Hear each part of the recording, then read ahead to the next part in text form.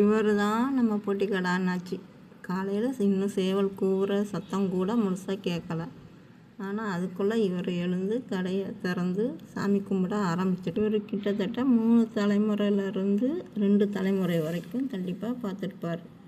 அதில் நானும் ஒன்று. இவர் கடையில் தான் சின்ன பசங்களில் இருந்து பெரியவங்க வரைக்கும் எல்லா பொருளும் வாங்குவோம். வயசாயிடுச்சு, ரொம்ப எடை அதிகமாக இருக்க பொருளை தூக்கக்கூடாது. அதனால் கொஞ்சம் தேவைப்படுற முக்கியமான பொருட்களை வச்சு வியாபாரம் நடக்குது. இது காரணமாக வச்சு அக்கம் பக்கம் இருக்கிற பசங்க அவங்களுக்கு கொடுத்துருக்கிற டார்கெட் முடிக்க தப்பான ஒரு சில உணவுப் பொருள் இவர்கிட்ட வருது. இந்த ஒரு சித்தரிக்கப்பட்ட நிகழ்வு வச்சு தான் இந்த கதை.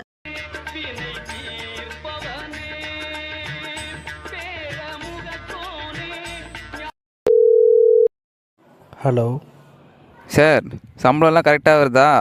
டைமிங்க்கு சாப்பிட்றீங்கள? என்ன மைத்துக்கிட்ட வேலைக்கு வர? 3 மாதமும் ஒன்றும் பிடுங்கல முதேவி. இந்த மாதம் சேல் பண்ணலையோ வேலையை விட்டு தூக்கிடுவேன். வெயிட் ஆஃப் போனேன்.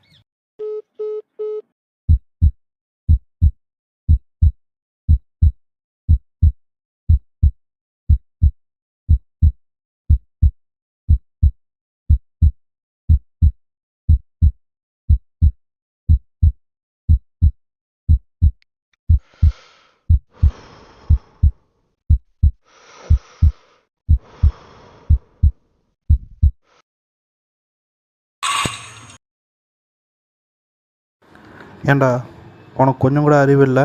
ப்ராசஸ் ஃபுட்டை கொண்டு போய் அண்ணாச்சி வைக்க போகிறேன்னு சொல்கிற? ப்ராசஸ் ஃபுட்டை மெயின்டைன் பண்ணுறோம்னா டெம்பரேச்சரு, ஃபெர்டிலைசர்ஸ்க்கு நிறைய விஷயம் இருக்குது. அதை அண்ணாச்சியில் பண்ண முடியாது.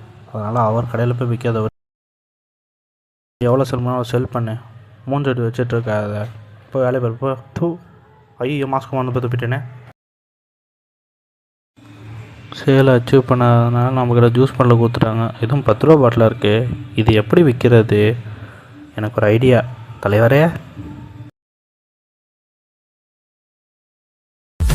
பாட்டிலுக்கு 10 ரூபா, பாட்டிலுக்கு 10 ரூபா, பாட்டிலுக்கு 10 ரூபா, பாட்டிலுக்கு 10 ரூபா, பாட்டிலுக்கு 10 ரூபா, பாட்டிலுக்கு 10 ரூபா,